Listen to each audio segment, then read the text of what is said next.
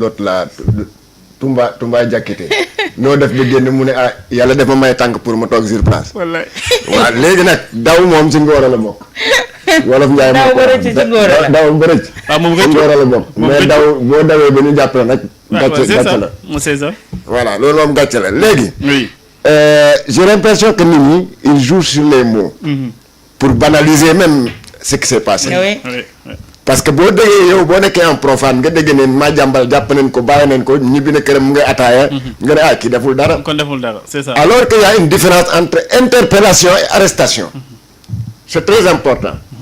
ku ñu arrêté boo déggee arrestation. arrestation moom. C'est sur la base d'un c'est sur la voilà.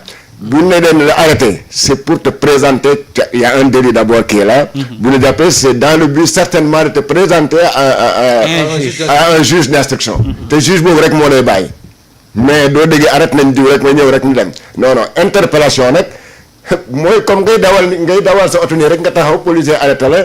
interpellé la ne la kaay topp police pour ma vérifier kii. pièce. tes pièces loolu mooy interpellation. donc boo fa jógee forcément da ngay dellu sa kër bu fekkee ne tu es en règle.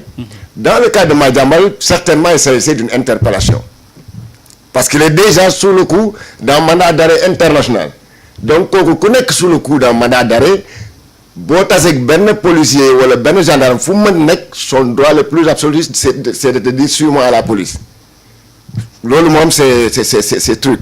Donc qu'est-ce qu'il faisait ba peut-être certainement il a dû rencontrer une autorité policière bi ko ne kaay yow la Madiambal Diagne kaay.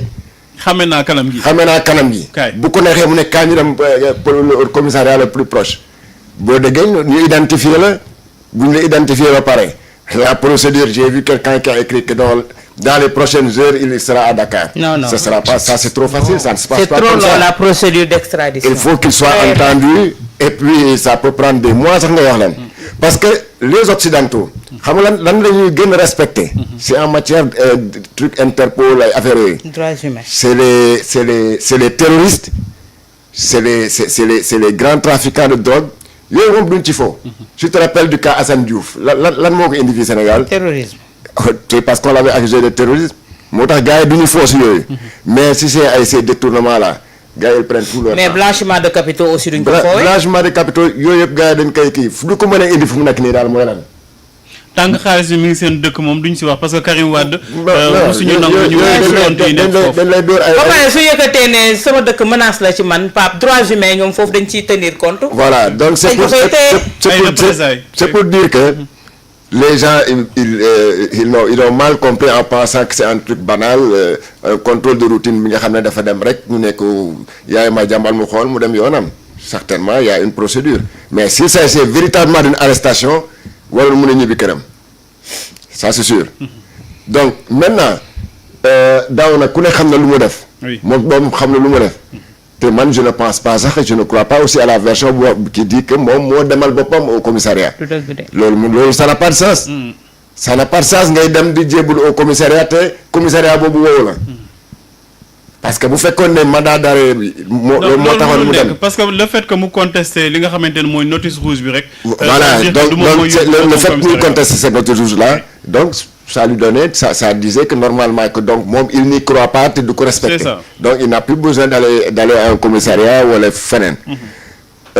Maintenant muy jël ay naan day préparer ses avocats d'ailleurs ça n'a pas de sens. que ngay daw fii police sénégalaise dem bitim réew di jébalu si à une police étrangère. En tout état de cause. moom day guddeel jël bi rek. mais tôt ou tard il va venir au Sénégal parce que la justice va mettre la main sur ces biens qui sont là parce que gënul aussi nit ñi nga xam ne dañ leen a jàpp fii arrêté leen entendre leen place sous mandat de dépôt parfois wala ñu def le garde à vue nga def nga cautionné. ñu ne la ñu bil sa kër. en attendant que l'enquête se poursuive ba nga xam ne lii nga def wala defoo. boo defulee ñu delloo la sa bien boo defee nag ñu téye ko. léegi yaakaar naa immeuble yi mu am fi ak cité yu mu tabax fii mais yooyu l'État va la justice va mettre la main sur ça. ba ci quotidien bi. Bon, le quotidien ça je pense pas parce que bon c'est encore beaucoup plus sérieux que ça mais les immeubles yi nga xam ne moom ñu ngi koy tabax fii wala les villas qu'il a ici loolu de la même façon que ñu ñuy jàpp ñu nekk actuellement sous mandat de dépôt wala ñenn ñi nekk sous contrôle judiciaire cautionné mais noonu la comme kii mënu bëggul cautionné parce que balaa ngay cautionné balaa nga naam ne fa comme nekku fi mais ñu jël ses biens en attendant ce sera sa famille est déjà en prison si ces biens sont saisis mais xanaa léegi nag moom xanaa ngelaw France du ko gënal yooyu yëpp nag en tout cas alors Abdoulaye Mbow Georges Nesta wax na lu am solo mooy le fait que ñii quand même ñàkkal fayda yenn mbir yi bu ñu fàtte ni Madiambal dafa nekkoon sous le coup d'une interdiction de sortie du pays mu génn dem loolu défiance la dafa défier li nga xamante ni mooy suñu yoon ak li nga xamante ni mooy suñu ay autorité effectivement défiance à tout point de vue la parce que itamit yàggul tuuti moom fa mu féete woon si beneen camp am na ñetti nit yoo xam ne comme ay Ngagne Demba consort ak xaw ma Ibrahima Sa ak Kessor bu ñu génnee sérum mi gis nañu si yu mu si doon bind ak yu mu si doon wax donc moom il a engagé xoolal façon combat boo xalaat boo xam ne sori na éthique sori na déontologie somb na combat yooyu laal na fi waaso laal na fi xeet laal na fi rébellion laal na fi wàllu diine laal na fi wàllu tarixa laal na fi wàllu musóor laal na fi wàllu mèche gu gudd ak coiffure mireille bàyyiwul épluche cheveux bàyyiwul talon ñu ngi koy waxatee aw Diop Ndiaye bàyyiwul dara donc engagé na tous les combats Pape Matar kon nit kooku tey ji foogoon nañ dina taxaw jàkkaarloog li mu war a jàkkaarloog comme doom yi nañu toogee jàkkaarloog même bu fekkoon ni kenn ki tam da doon jéem a daw mais je pense qu'aujourd'hui li mu défier autorités yi ay la mu def sax waxatuñ ko mais le fait que mu njëkk daw rek tey jii bu ñu ko tegoon loxo def naa gars yi loolu liy njëkk lijjanti mooy le manque de respect bi nga xam ne wane na ko ak manque de considération bi mu wane lii si li nga xam ne moo di autorité judiciaire yi ak ba pare nag jaxase policiers yi parce que tuumaal policiers yi parce que bés bu nekk ñu ngi ko xalaat sax ni li est-ce que lii la wala est-ce que du lii la donc nit kooku Pape Matar gis nga la ñuy wax si moom du lenn ay teg nañ ko loxo teguñu ko loxo mooy la mu jëf si loolu la ñu war a insister ak la rapport bi jukki si loolu la ñu war a insister sinon am na yoo xam ne dañu koy jéem a sang waaye sang loo ko sang boo andoon xamee sax du tax jamono ji mu set il faut que maa jaman bu ñëwee yow yaa ngi wax ne jaxase na police beeg autorité judiciaire yooyu Madiambal bu ne cëpp aéroport tànkam du laal suuf laa wax nii gis nga aéroport kii bi oto bi da la koy tey dugal rëbës lay yeew tànk bu laalee suufu Ndakaar daal rëbës lay dëkk parce que là quand même c'est la fuite c'est déjà un délit loolu rek c'est déjà un délit et un aveu de culpabilité surtout nag nga ñu ne la ko war a woon génne dëkk bi et puis avec une note boo xam ne ça a été clair ñu notifié la ko aéroport